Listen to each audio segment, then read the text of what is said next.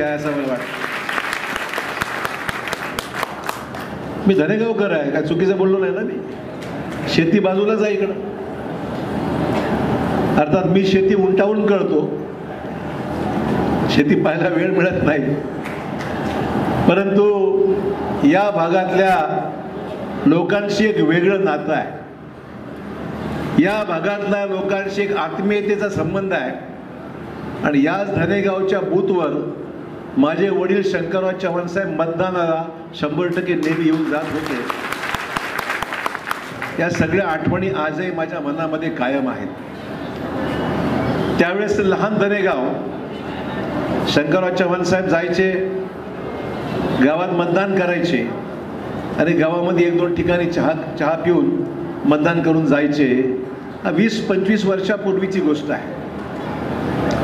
आज शंकरराव चव्हाण साहेब जाऊन जवळपास 20 वर्ष उलटून गेलेले आहेत. पण चव्हाण साहेबांचं या भागातले असलेले संबंध, शंकरराव चव्हाण साहेबांचं या भागातल्या लोकांशी असलेली आत्मीयता आणि आजही त्यांच्याबद्दल लोकांच्या मनामध्ये असलेल्या ज्या भावना आहेत त्या आमचं घराणं कधी विसरू शकत नाही, हे मला मुद्दाम या ठिकाणी सांगितलं. आणि त्यामुळे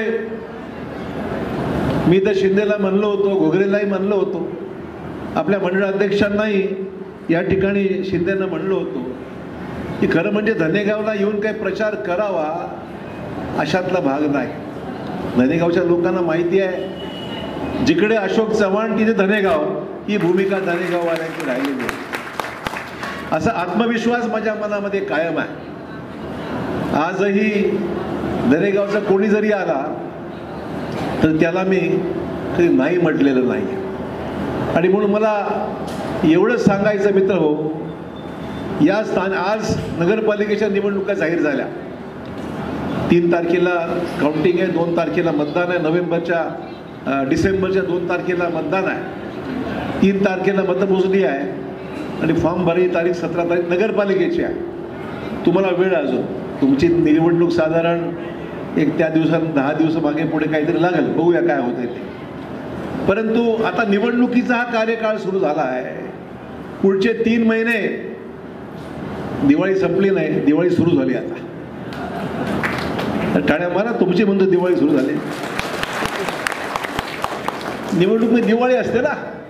काय शिंदे, तयारी आहे ना? दिवाळीची तयारी आहे म्हणजे, बाकी बोलतोय. दिवाळी आहे, दिवाळी संपलेली नाही, पुढं नवीन वर्ष आहे. आणि त्यामुळे मतदार कसे खुश आहे बघितले ना, एकदम खुश आहेत लोक. अरे इलेक्शन आ गए, अभी देखो शिंदे कैसा हात जोडता है, अभी देखो. त्यामुळे लोक आता वाटच पाहत आहेत. तर माझं म्हणणं, सगळीकडे वाट पाहू नका, फक्त भाजपाच्या उमेदवाराची वाट पहा, बाकी काही पाहायची गरज नाही. मित्र, तुमचा भाग आता एवढं बांधकामं झाले, नागरीकरण झालेलं आहे, मोठ्या पण वस्त्या वाढत आहेत. आगामी काळात अधिक पैशाची गरज राहणार आहे. आगामी काळात या भागामध्ये अधिक सुविधा द्याव्या लागणार आहेत. एक शहराचं स्वरूप प्राप्त झालं आहे. परंतु मला सांगायला अभिमान आहे, या भागातल्या लोकांनी कधीही आत्मीयता, प्रेम, निष्ठा ही माझ्यापासून कधी वेगळी केली नाही, याची जाणीव माझ्या मनामध्ये आहे. आणि म्हणून मी आज आपल्या सर्वांना या ठिकाणी मुद्दाम भेटायला आलो. इलेक्शनचा प्रचार अद्याप सुरू झालेला नाही, पण ज्याला म्हणतो मुहूर्त, आजच्या मुहूर्तावर आपल्या सर्वांची संवाद साधता यावा, आपल्या सर्वांच्या देखत.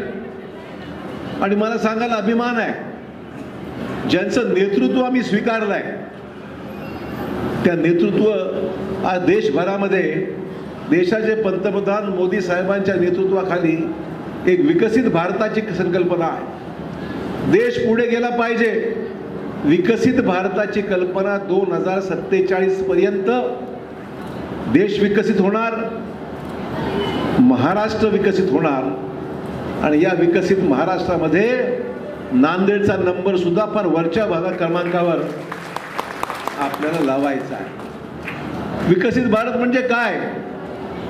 शेतकरी सुखी झाला पाहिजे, शेतकऱ्यांचे प्रश्न कायमस्वरूपी सुटले पाहिजेत, चांगले रस्ते हायवे झाले पाहिजेत, विमानसेवा चांगली झाली तर मुंबईला एका तासात भारत पोहोचतो. नांदेडला आज 5 ठिकाणी विमानसेवा चालू आहे. एकही नव्हती. मी निर्णय घेतला, नांदेडची धावपट्टी मोठी केली आणि नांदेडला आज 5 ठिकाणी विमानसेवा सुरू आहे. अहमदाबादला आहे, हैदराबादला आहे, बँगलोरला आहे आणि दिल्लीला आहे, पुण्याला आहे. 5 ठिकाणी विमानसेवा सुरू आहे. आणि याच्या पुढे या महिन्यामध्ये आपण बघाल की मुंबईला आणि गोव्याला सुद्धा तुम्हाला जायला विमानसेवा. तुम्ही म्हणाल आमचा काय फायदा, मोठ्या माणसाकरता विमान आहे. मोठ्या माणसाकरता नाही.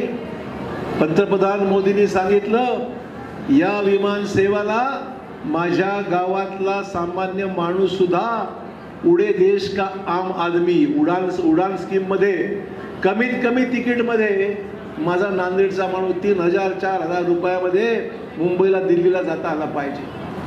माझ्या पंतप्रधानांनी ही भूमिका मांडली आणि आज नांदेडला 7 ठिकाणी आणि काही दिवसांनी आपण पाहाल शिर्डी, तिरुपती, कोल्हापूर म्हणजे जवळपास 10 ठिकाणी विमानसेवा सुरू करू. तुम्ही शिर्डी अर्ध्या तासामध्ये शिर्डी पोचाल, तासाभरामध्ये तिरुपती पोचाल आणि कोल्हापूरला सुद्धा अंबाबाईचं दर्शन घ्यायला तुम्ही जाऊ शकाल. सकाळी गेला संध्याकाळी परत. आधी विचार केला होता लोकांकडे पैसे आहेत, धनेगाववाल्यांकडे पैसे भरपूर आहे, प्लॉटिंग झाली चांगली जोरात झाली की नाही? टाळ्या मारा. कळते, मलाही कळते काय. प्लॉटिंग झाले, प्लॉटिंगचे पैसे आले. शिंदे तुझ्याकडे आले की नाही? सांगत नाही ते मला माहिती आहे. आमचे या ठिकाणी बसलेली सर्व जी मंडळी आहे, आमचे काकडे असतील, काळे असतील, मालामाल आहेत. मालामाल म्हणजे प्लॉट चांगले विकले, जमीन विकले, प्लॉट विकले. धनेगावच्या सगळ्या परिसरामध्ये भरपूर पैसा आलेला आहे, कारण लोक प्लॉट घेत आहेत, शेती विकतायत. चांगल्यापैकी पैसा, चांगली गोष्ट, आनंद आहे. अरे माझ्या भागातल्या माणसाची दुकानं झाली, प्लॉटिंग झाले, पैसे आले, धूमधडक्यात लग्न होत आहेत. आम्हाला अभिमान आहे की आमच्या भागातल्या माणसाच्या घरात पैसा येतो आहे. चांगली गोष्ट आहे ना, आनंद आहे आम्हाला. आमच्या भागातल्या सामान्य माणसाच्या घरामध्ये पैसे येत आहेत. आज एकेकाळी पैशाला मुकलेला, गरिबीमध्ये राहणारा आमचा माणूस आज धनेगावच्या या सगळ्या परिसरामध्ये पाहतोय शहर वाढत चाललंय, पैसा चांगला येतोय, प्लॉटिंग चांगली होते, शेती बऱ्यापैकी आहे. काय वाईट आहे? उलट अभिमान आहे आम्हाला की आमच्या भागातल्या लोकांमध्ये सुबत्ता आली, पैसा आला आणि त्या पैशामुळे पोरं शिकतायत, मुली शिकतायत, मुंबईला चालले, IT शिकतायत, पुण्याला चालले. याच्यापेक्षा चांगले दिवस अजून काय पाहिजे आम्हाला? मित्रहो, ही कमाल कसली आहे की देशाचे नेते मोदी साहेबांनी देशाचा कार्यक्रम आखला. बुलेट ट्रेन सुरू करायचा आमचा प्रयत्न आहे. वंदे भारत सुरू झाली आपली, 8 तास 10 तासात मुंबई.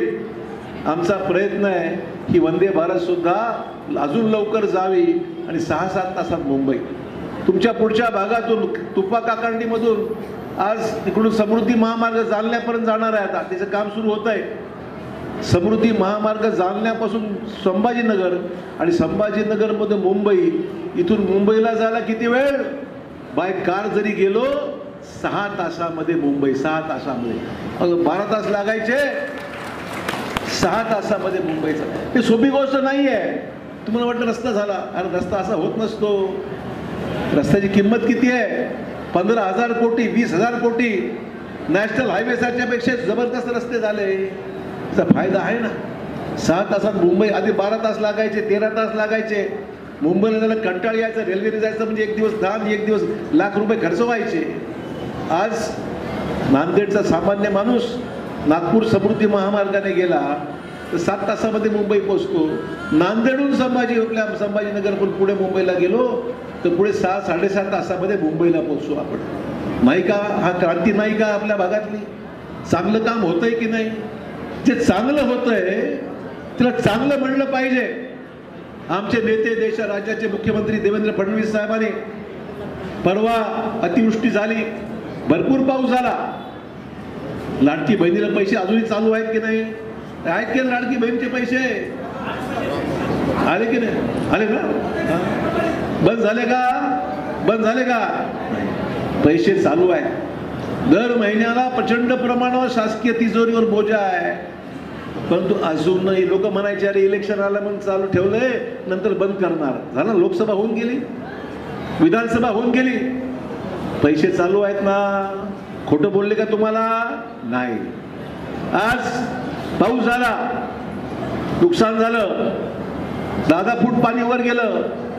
माझ्या शेतीमध्ये सुद्धा 3 फूट वर पाणी होतं. परवा गेलो तो बघायला मी, किती पाणी आलं काय आलं मलाही माहित नव्हतं, गेलोच नाही गावाकडे मी कधी.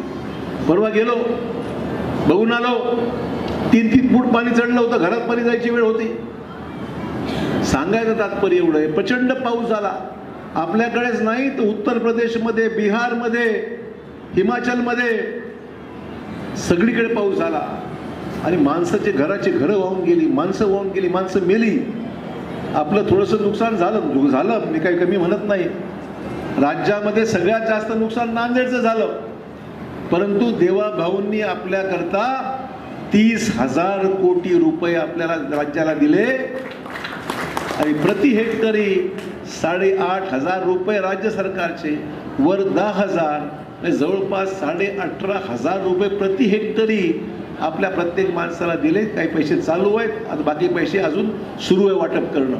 आहेत विषय, खिशात पैसा नसतो बऱ्याचशा वेळेस. अरे केव्हा येणार पैसे, विरोधी मागचे बोंबलत राहणार, पैसे येणार नाही. अरे सरकार आपलं आहे आणि जोपर्यंत अशोक चव्हाण आहे तुम्ही चिंता करायची गरज नाही. 100% करू आपण. आम्ही खोटं बोलणारी माणसं नाही. नांदेडचा विकास तुम्ही पाहिला, कधी खोटं बोललोय? या 40-50 वर्षाच्या इतिहासामध्ये कधी खोटं बोलून तुमच्याकडे मतं घेतली का? काही शेवटचं इलेक्शन होतं का? अरे इलेक्शन येतील आणि जातील, पण निवडणुकासाठी काहीतरी खोटं बोलायचं, तुमची मतं घ्यायची आणि वाटेल ते खोटं बोलून करायचं, वेळ मारून द्यायचा. असं काम चव्हाण कुटुंबाने कधी केलेलं नाही. बाकीच्याचं बोलत नाही मी. बाकीच्यांचा कार्यक्रम फक्त शिव्या द्यायच्या आणि मतं घ्यायची. माझी आव्हान तुम्हाला राहणार आहे, शिव्या देऊन मतं मागणाऱ्याला गावात उभं करू नका, गावाच्या बाहेर काढा. शिव्या देऊन मतदान मिळणार नाही. तुम्ही काय केलं आणि पुढे काय करणार हे अगोदर बोला. सकारात्मक भूमिका घेऊन बोला ना. अरे शिव्या देणं सोपं आहे. अशोक चव्हाण तसे, अशोक चव्हाण असे. अरे तुम्ही काय आहात? तुम्ही काय केलं आमच्या भागाकरता? तुम्ही या भागाच्या विकासाकरता तुम्ही काय केलं? शब्द पाळला का? हे विचारा.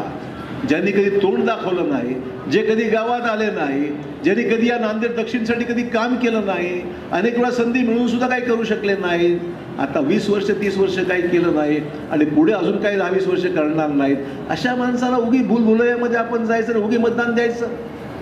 आपलं मत म्हणजे या राज्याची सत्ता, या जिल्हा परिषदची सत्ता, या नगरपालिकेची सत्ता, या महापालिकेची सत्ता, पंचायत समिती सत्ता. माणसं आपली आणा, जीवाभावाची आणा आणि अशोक चव्हाण म्हणतील ते ऐकणारी माणसं आणा. हे मला तुम्हाला सांगायचं आहे. तर तुम्ही म्हणताच ना साहेब तुमच्याकडे बघितल्याने मतदान दिलं, तुम्ही म्हणता नंतर साहेब आम्हाला काय माहिती, तुम्ही सांगितलं अमुका धोंड्याला मत द्या, आम्ही तिला धोंड्याला मतदान दिलं. आता ते माणूस ऐकत नाही. म्हणून मला एवढं सांगायचं आहे, माझं ऐकणाऱ्या माणसाला निवडून द्या. तुमचा गॅरंटर म्हणून अशोक चव्हाण आहे, चिंता करू नका. गॅरंटी माहिती आहे ना, गॅरंटी कशी असते ती. बँकेमध्ये कर्ज काढलं आणि बँकेचे हप्ते भरले नाही तर नोटीस कोणाला जाते? गॅरंटरला. तसं मी तुमचा गॅरंटर आहे. कोणी फेल झालं तर नोटीस मला पाठवा, जिम्मेदारी मी घेतो, तुम्ही चिंता करायची गरज नाही. मला खात्री आहे तुम्हाला असा उमेदवार देऊ की ज्याची गॅरंटी मी घेतल्यानंतर मला नोटीस तुमची येणार नाही, असाच उमेदवार तुम्हाला देऊ.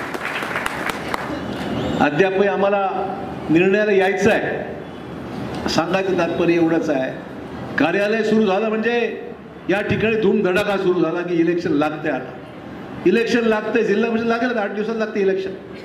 जिल्हा परिषदचं इलेक्शन लागणार. तर मला बघायचं आहे जेवढी माणसं इकडे दिवसा आहेत फेसबुकवर रात्री तिकडे जाऊ नका कुठं, खाली संध्याकाळी रोज पाहावं लागते.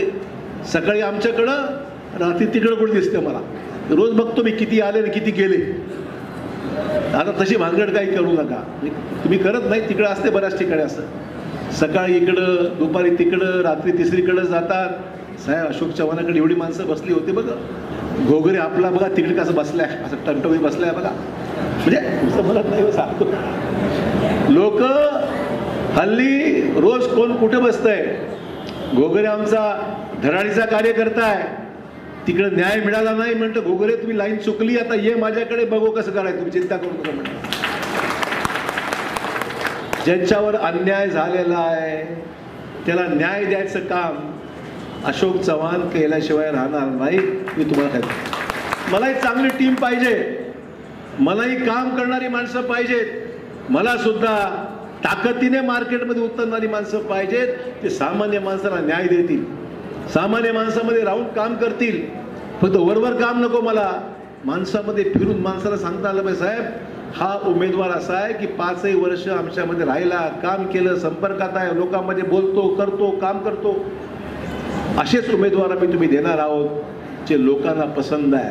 लोकांमधला जो आवाज येईल की साहेब इसको दो, दे दिया, चिंता करायची गरज नाही, अशा माणसाला तिकीट दिलं तर विजय त्याचा हमखास होणार आहे, याच्याबद्दल मला खात्री आहे. दिवाळी झाली, मोदी साहेबांचे आभार मानले पाहिजेत. आपला टॅक्स कमी केला की नाही. जीएसटी जो लागू होता तो जीएसटी 5%, 12%, 18%, 28%, 40% जीएसटी होता. आपल्या पंतप्रधानाने जीएसटी कमी केला आणि तो टॅक्स फक्त आता 5% आणि 18% म्हणजे 28%वरून 18वर आणला. 10% कमी केले. कपड्यावर कमी झाले, दिवाळीला कपडे थोडे स्वस्त झाले.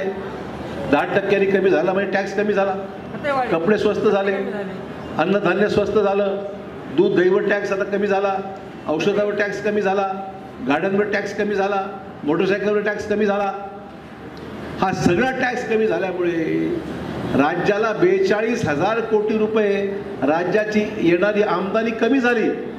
तर मोदी साहेब म्हणले की माझ्या सामान्य माणसाला झळ बसू नये, अडचणीच्या काळामध्ये टॅक्स त्याच्या खिशातून जास्त जाऊ नये आणि त्याला दिवाळी साजरी करता यावी म्हणून मोदी साहेबांनी हा टॅक्स कमी केला, ज्याच्यामुळे आज सामान्य माणसाच्या खिशामध्ये ट्रॅक्टरला जवळपास ₹1,00,000 कमी झाले. मला ट्रॅक्टरचे बहुतेक किंमत किती झाले, हा घेतलं का ट्रॅक्टर, घेतला की नाही.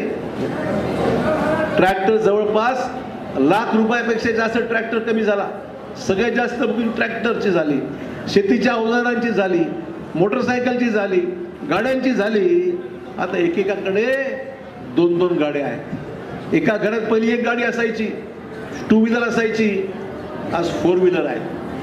आज 4 व्हीलर आहे. टॅक्स कमी झाला, पैसे लाख रुपये, 80,000 रुपये, ₹1,00,000 कमी झाले. तर प्रत्येकाला वाटलं माझ्या घरी गाडी असली पाहिजे, नवीन मोटरसायकल असली पाहिजे, नवीन ट्रॅक्टर असलं पाहिजे. आणि त्यावेळेस सांगायचं तात्पर्य एवढं आहे की जीवनावश्यक वस्तू स्वस्त झाल्या. सरकारने आपल्याकडे ही सगळी सुविधा उपलब्ध करून दिली ज्याची आपण आठवण ठेवली पाहिजे. मित्रो, सहज एखादी गोष्ट क्या होता है कल, क्या हो गया आज याद नहीं, आज क्या हो गया कल याद नहीं. लक्षात ठेवा, तुम्हाला एवढे पैसे, लाडकी बहिणीला पैसे, टॅक्स कमी झाला. अरे घरकुलं सुद्धा आज राज्यामध्ये 20 लाख घरकुलं गरीब माणसासाठी मंजूर मोदी साहेबांनी केली आणि त्यामुळे गावामध्ये आता घरकुलं बऱ्यापैकी मिळाली. नाही तर काय व्हायचं अगोदर, एका गावामध्ये 2 घरकुलं, 3 मागणी किती 100ची आणि एखादं घर व्हायचं, 2 घर व्हायची. आता प्रत्येक गावामध्ये चांगल्यापैकी घर मंजूर झाली आणि गरीब माणसाला त्या घरामध्ये आज बसण्याकरता, राहण्याकरता स्वतःचं मालकीचं घर आज मोदी साहेबांच्यामुळे उपलब्ध झालं आहे. त्यामुळे आता दुसरीकडे बघू नका. आमचा जो उमेदवार येईल, निशाणी फक्त लक्षात ठेवा. काय निशाणी आपली आहे, काय आहे, जुनी लक्षात असेल ना, जुनी चव्हाण साहेब सांगतात तीच लक्षात आहे. मागच्या लोकसभेला मी गेलो गावामध्ये, लोकांना विचारलं अरे कोणाला मतदान केलं, साहेब तुमची निशाणी ती होती त्यालाच केलं. अरे म्हटलं माझी गेली रे बाबा ती निशाणी, आता कमळ आलाय म्हटलं. तुमच्या डोक्यामध्ये आता मागचा कार्यक्रम विसरून जा. आता फक्त कमळ कमळ आणि कमळ हे लक्षात ठेवा. नेत्यांना सांगतो, उमेदवारांना सांगतो, इच्छुक उमेदवारांना, आता हातामध्ये कमळाचं निशाण घ्या, नाही तर लोक काय करतील. साहेब तुम्ही सांगितलं ना त्याला मतदान केलं. अरे म्हणजे कोणाला केलं साहेब? मागचं आपलं होतं ना. अरे मागचं संपलं आता विषय. मागचा विषय नाही. आता निर्णय जो झालेला आहे तो म्हणजे मोदी साहेबांच्या नेतृत्वाखाली, देवा भाऊच्या नेतृत्वाखाली आपला जिल्ह्यासाठी माझे हात मजबूत करा. माझा जिल्हा मला पुढे न्यायचा आहे. माझे मी खासदार 6 वर्षाचा खासदार, चिंता करू नका. म्हणजे विधानसभेची पुढची निवडणूक संपेपर्यंत 1 वर्ष अजून मी आहे.